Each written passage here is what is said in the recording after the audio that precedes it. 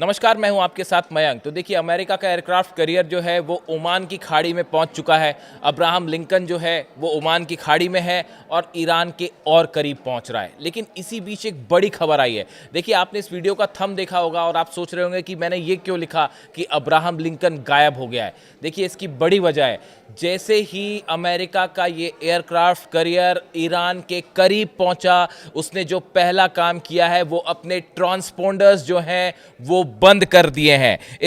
ये कहलाता है AIS, यानी ऑटोमेटिक आइडेंटिफिकेशन सिस्टम। अपने ट्रांसपोंडर्स बंद करने के बाद अब इस एयरक्राफ्ट कैरियर को किसी भी तरह से राडार पर पकड़ना मुश्किल होगा, उसे ट्रैक करना मुश्किल होगा और इसीलिए ये भी कहा जा रहा है कि अब ये गायब हो चुका है। देखिए, मैं आपको जो खबरें छप रही हैं पहले वो पढ़ के बताऊं। The Lincoln has gone completely dark, it's AIS transponders are switched off. जैसे ही ये करीब पहुंचा, उसने सबसे पहले अपने ट्रांसपोंडर बंद कर दिए। और ऐसा करने के पीछे वजह क्या थी? इसके पीछे सबसे बड़ी वजह ईरान की मिसाइल्स का खौफ। जो खबरें आ रही हैं, ईरान की तरफ से मैसेज दिया गया है। जैसे ही ये एयरक्राफ्ट कैरियर ईरान के करीब पहुंचा, ईरान की तरफ से बयान आया है, हमारी उंगली जो है वो मिसाइल्स की बटन पर है और जैसे ही हमें खतरा महसूस होगा, हम मिसाइल्स दाग देंगे। जो सोर्सेज बता रहे हैं ईरान से, जो अलग अलग डिफेंस सोर्सेस बता रहे हैं, ईरान ने अपनी 100 से ज़्यादा missiles, cruise missiles, ballistic missiles जो हैं वो अब्राहम लिंकन पर निशाना साध कर तैनात कर दी है। बिल्कुल ठीक सुना आपने, 100 से ज़्यादा मिसाइल्स ऐसी हैं जिसमें फतेह सीरीज़ है, जिसमें रशिया ने जो इस्कंदर मिसाइल्स दी हैं वो भी तैनात हैं और ख़ास तौर पर फतेह सीरीज़ की मिसाइल्स जो हैं वो तैनात कर दी गई हैं इस अब्राहम लिंकन एयरक्राफ्ट कैरियर पर निशाना साधते हुए। और ईरान की तरफ से कहा गया है, आपकी तरफ से अगर जरा भी हमला हुआ या हमें खतरा भी महसूस हुआ, उंगली जो है वो बटन पर है, तुरंत दबा दी जाएगी। अब देखिए, पहले हमको ये समझना पड़ेगा कि अब्राहम लिंकन के यहाँ करीब ईरान के पहुँचने के बाद अगले 48 घंटे क्यों अहम हो जाते हैं। ये बताया गया कि डोनाल्ड ट्रंप पहले हमला करना चाह रहे थे इस बात को लेकर कि ईरान का जो प्रदर्शन हो रहे हैं, इसी बीच वो स्ट्राइक करना चाह रहे थे, लेकिन उस समय एयरक्राफ्ट कैरियर आसपास नहीं था और आखिरी समय पे डोनाल्ड ट्रंप को इस मिशन को छोड़ना पड़ा, क्योंकि ईरान की तरफ से जब मिसाइल्स फायर की जाती तो उसे झेलने के लिए ना तो अरेबियन कंट्रीज तैयार थी, ना इसराइल तैयार था और अमेरिका के जो जितने बेसिस हैं वहाँ पर भी भारी तबाही मच सकती थी। यानी अमेरिकन फोर्सेस जितनी चाहिए ईरान का मुकाबला करने के लिए वो तैयार नहीं थी, वो तैनात नहीं थी। इसीलिए अब्राहम लिंकन को साउथ चाइना सी से ईरान के करीब बुलाया गया। इसमें 90 से ज़्यादा फाइटर जेट्स हैं, जिसमें F-35 जेट्स हैं, F-16 जेट्स हैं। इसके साथ कई सारे छोटे वॉरशिप्स जो हैं वो इसके साथ साथ चलते हैं, सबमरीन्स जो हैं वो इसके साथ चलती हैं, डिस्ट्रॉयर साथ चलते हैं। इसमें टॉम हॉक मिसाइल्स हैं। यानी ये एक अपने आप में एक जंग का मैदान समझिए, जिससे किसी भी देश पर कभी भी हमला हो सकता है। अब सवाल ये है कि क्या डोनाल्ड ट्रंप ईरान पर हमला करेंगे। देखिए, कल डेवोस में जब सम्मेलन हुआ, उसके बाद से जब वो वापस आ रहे थे तो उस समय उनसे पूछा गया, डेवोस में भी पूछा गया और वापस आने पे भी एयरफोर्स 1 में उनसे पूछा गया कि भाई क्या आप ईरान पर हमला करने जा रहे हैं, आपका एयरक्राफ्ट कैरियर तो पहुंच गया है, अब क्या। डोनाल्ड ट्रंप ने क्या जवाब दिया, पहले इसको समझिए। उन्होंने कहा, we are watching Iran, we have a big force going towards Iran. उन्होंने कहा, हम ईरान पर नजरें रखे हुए हैं, हमारी बड़ी सेना जो है ईरान की तरफ बढ़ रही है। We have a lot of ships going that direction, just in case we have a big flotilla going in that direction and we will see what happens. उन्होंने कहा, हमारे बड़े जहाज जो हैं वो ईरान की तरफ आगे बढ़ गए हैं और हम नजरें बनाए हुए हैं, हम आगे देखते हैं कि हमें क्या करना है। दे कांट डू द न्यूक्लियर। इसके पहले डोनाल्ड ट्रंप की तरफ से एक और इंटरेस्टिंग बयान आया था। उन्होंने कहा था, दे कांट डू, ईरान के लिए कहा था, they can't do nuclear, if they do it's going to happen again. उन्होंने डेवोस में ये बात कही थी कि अगर ईरान ने अपना न्यूक्लियर प्रोग्राम आगे बढ़ाया तो फिर वही होगा जो पिछली बार हुआ था। यानी उनका इशारा था कि जिस तरह से ईरान के परमाणु ठिकानों पर हमले किए गए थे। यानी डोनाल्ड ट्रंप के आप अगर बयान समझें, देखिए दो बातें हैं। पहली बात तो यह है कि एयरक्राफ्ट कैरियर वहां पहुंच गया है, और इसमें भी कोई शक नहीं है कि बड़ा मिलिट्री बिल्डअप कर लिया है अमेरिका ने पिछले 7-8 दिनों में। जॉर्डन में फाइटर जेट्स है, मैंने आपको बताया। डिएगो गार्सिया में जो है वो फाइटर जेट्स F-35 जेट्स जो हैं वो पहुंचने शुरू हो गए हैं। और कई अरेबियन कंट्रीज़ हैं जिनके बेसिस पे, हालांकि इसमें सऊदी, ऐसा बताया जा रहा है कि अल उदैद बेस यानी कतर से, सऊदी से, यहाँ से स्ट्राइक नहीं होगी इस बार ईरान पर, क्योंकि ईरान अगर रिटेलिएट करता है तो इन कंट्रीज़ को खतरा है इस लिहाज से।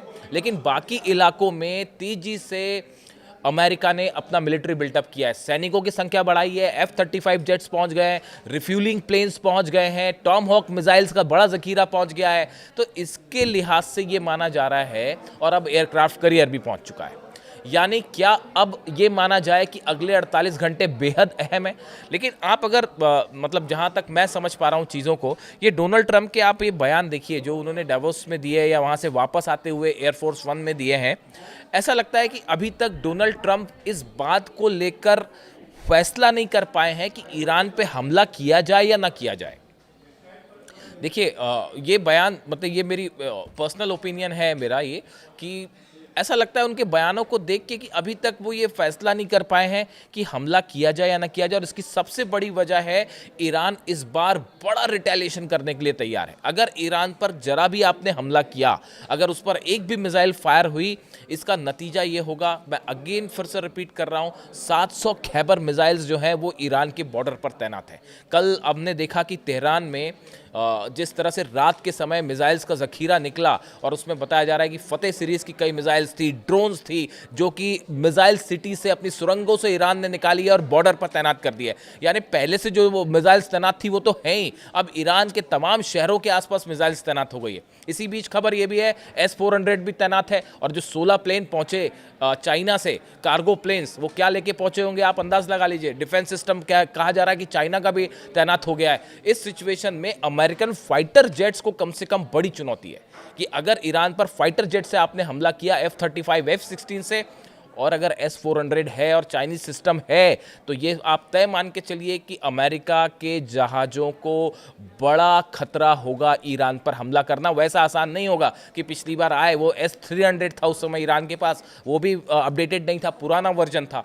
लेकिन ये 6 महीने पुरानी बात हो गई है, और इस 6 महीने में जो जंगी तैयारी करी है ईरान ने, ये शायद इतिहास में पहला मौका है कि किसी देश ने इतने कम समय में इतनी तेजी के साथ अपनी मिलिट्री तैयारी कर रखी है। तो अब सवाल ये है कि क्या हमला होगा। देखिए, एयरक्राफ्ट कैरियर वहाँ पहुँचाने का जो मुख्य मकसद है, वो अमेरिका का शुरू से जो मेन मकसद है वो देखिए ईरान में सत्ता परिवर्तन करना है। अली खामेनी साहब को सत्ता से हटाना मुख्य मकसद है।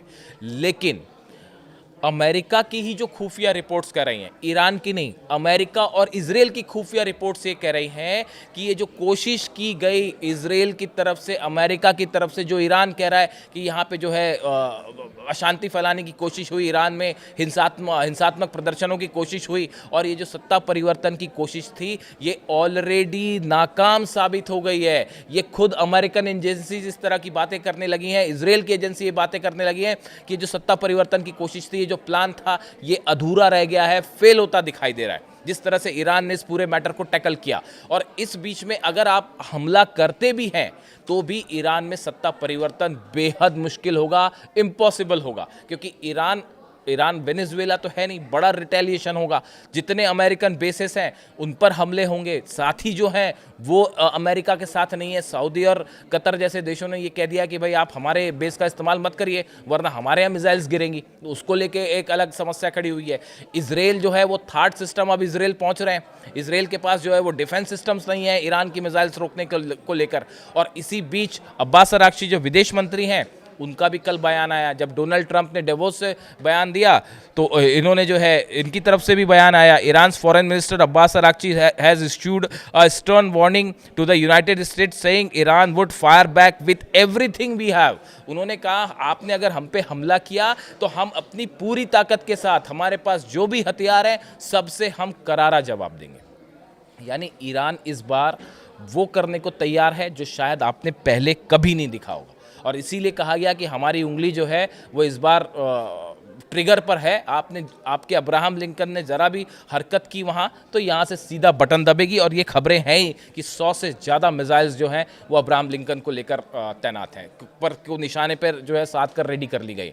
इसी बीच देखिए कि बड़ी खबर भी है कि ब्रिक्स देशों की अभी हाल ही में जो है दक्षिण अफ्रीका में केप टाउन के पास जो है समुद्र में नेवी ड्रिल हुई बड़ी, इस वजह से कई चाइना और रशिया के शिप्स भी वहाँ गए थे, अब वो भी वापस लौट रहे हैं और सबके सब अब्राहम लिंकन के आसपास हैं।